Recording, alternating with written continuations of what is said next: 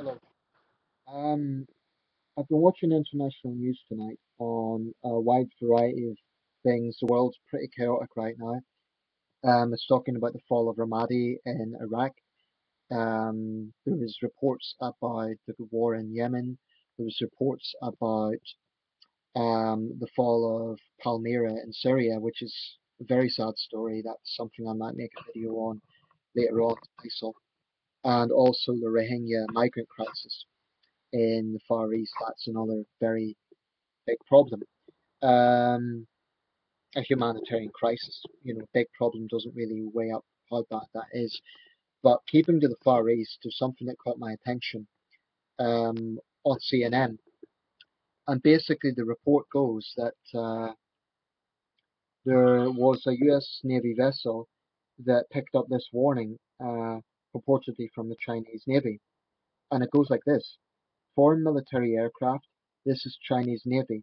You're approaching our military alert zone. Leave immediately. There's some more messages. This is the Chinese Navy. This is the Chinese Navy. Please go away quickly. Please. So it's a polite message, but the warning is quite explicit and obvious. Um, okay, so this situation sounds very much like the storyline of Tomorrow Never Dies. If you've seen the Bond film Tomorrow Never Dies, again, except in that situation it was a British vessel in confrontation with the Chinese vessel. But this isn't fiction. This is reality.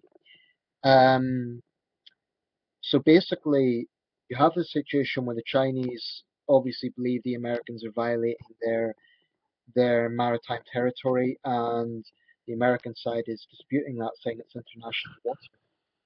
Um, when I make videos like this, I try to be objective and balanced. So after I looked at the CNN report, I went straight to Xinhua International, which is the English language version of Xinhua News on Facebook, to see what their perspective was.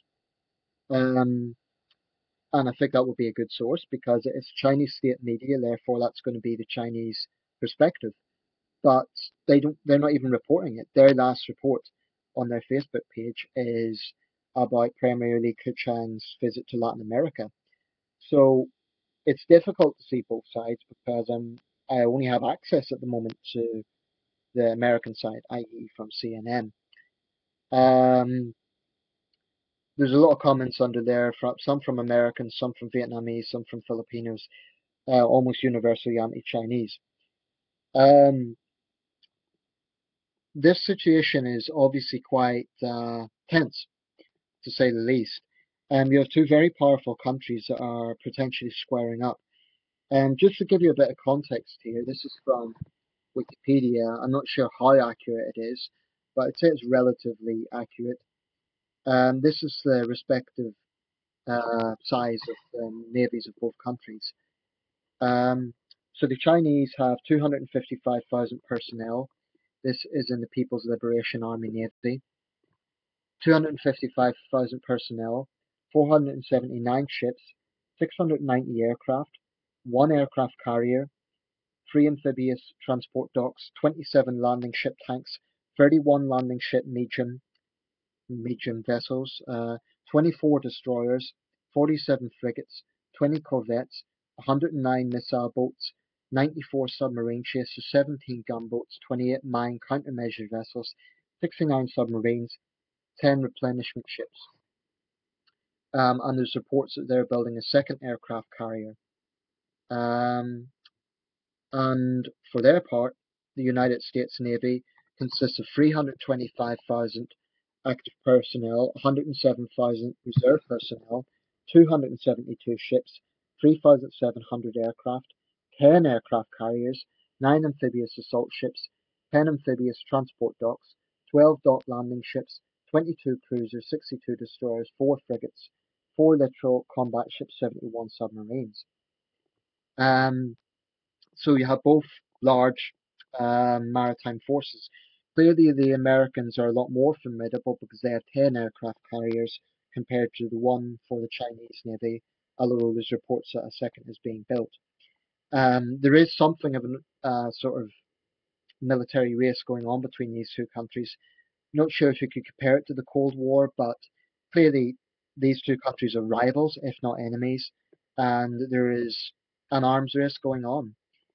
Um, the idea of a US Chinese war to me is terrifying because essentially they're the two most powerful countries in the world. I put Russia third, but China and the United States are the two most powerful countries in the world, and this is a formidable build-up of both countries. I personally don't think it's going to be war, but it's definitely very tense. Now, I'm a British citizen. My country is barely involved in this region. In fact, it's not involved at all, certainly not militarily. So we have limited interest in the Pacific region. We're not a Pacific country.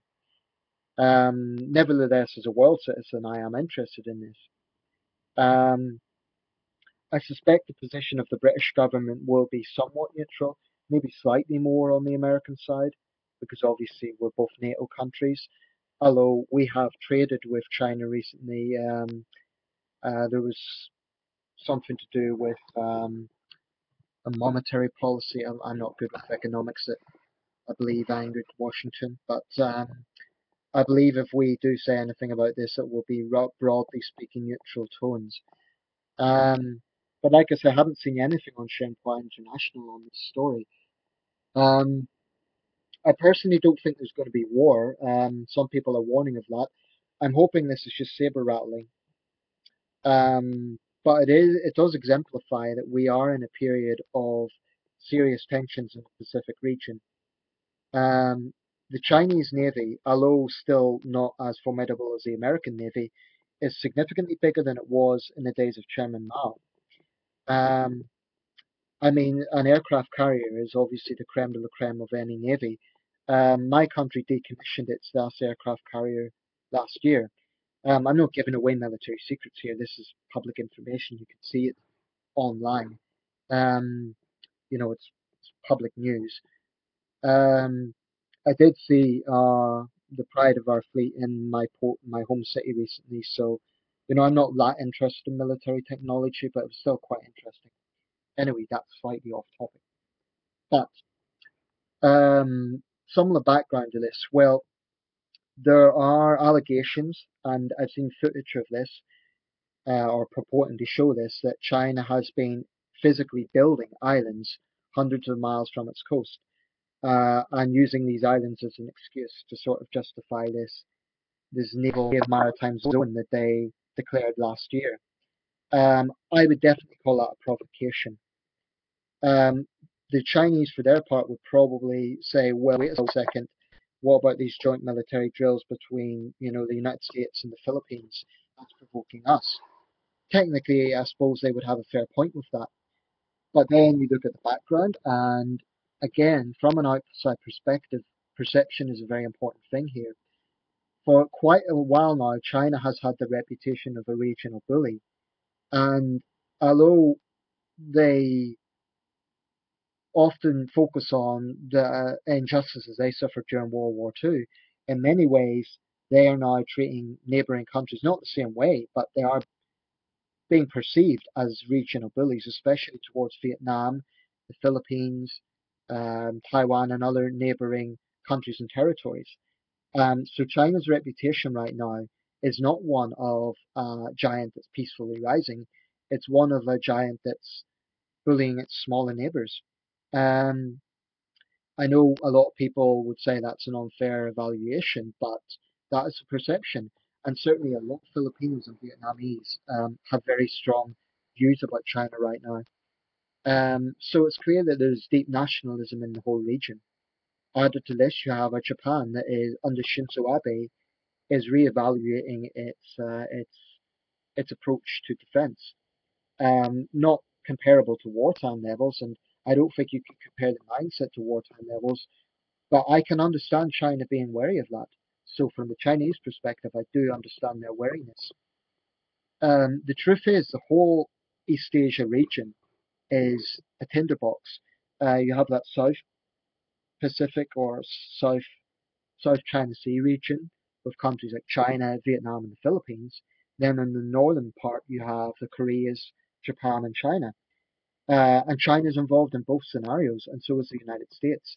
But what China needs to accept is that the United States is a Pacific nation.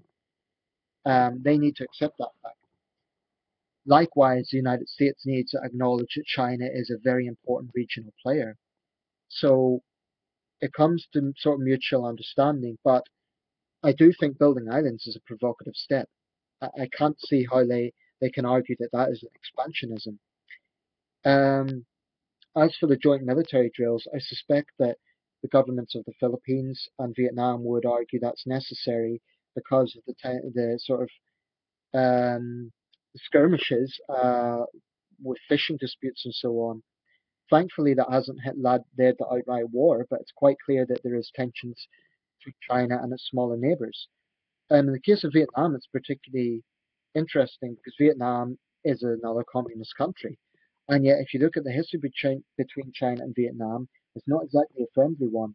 China's last major conflict was 1978, the Sino-Vietnamese War, something the Communist Party will not publicly admit. But that was China's last active war, and it was a very bloody war. It lasted 3 years. Somewhere in the region of 250,000 people were killed when China invaded North Vietnam. So China's claims to be pacifist, I question strongly. Um, that's not the same as blaming China for everything and saying that China is entirely at fault. I'm not saying that, but I am questioning China's claims to be pacifist.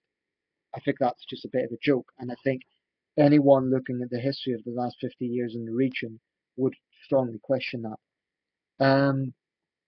If you are Chinese and you're looking at this from a Western country or you have a VPN, I'm not trying to insult you, so I understand some of China's position.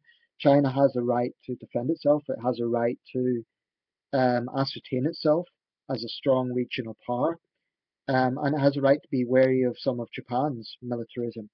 I completely understand that, but I would still like to know how you justify expansionism by building islands in the region. Um, and it's not Japan that's building islands. It's not South Korea that's building islands. It's not the Philippines or Vietnam that's building islands. It's China that is building islands.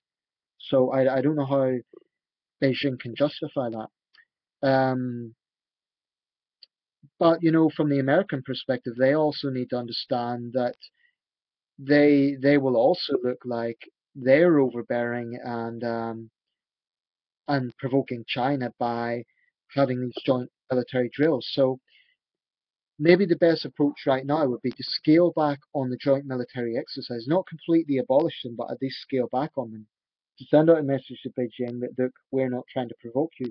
Beijing, for its part, should also take responsibility and stop this expansionist policy. That is reckless. So, as an outsider and someone whose country isn't involved in this, why am I commenting? Well, I'm commenting because I'm a citizen of the world, and I am concerned. I think it's a tense situation, and I do think that any potential war between China and the United States would be devastating. But of course, I'm concerned as a citizen of the world.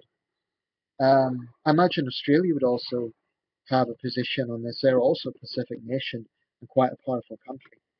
So let me know your thoughts. I know a lot of my subscribers come from the United States. I'm not sure if I have any Chinese subscribers. Preferably, I'd like to hear from both sides, but anyone is welcome to comment.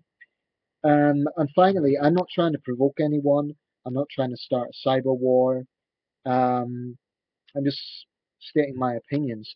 I don't want to see a war. I don't want to see any young American or Chinese servicemen or women killed in any potential conflict. I want good relations between both countries, because it's in both countries' interest. And whilst I'm a Western person, part of my heart is in China. I have a lot of amicability, let's say, for China as well. So people shouldn't assume that just because I'm a Westerner, I'm slavishly pro-American, because I'm not. Okay, thank you for watching.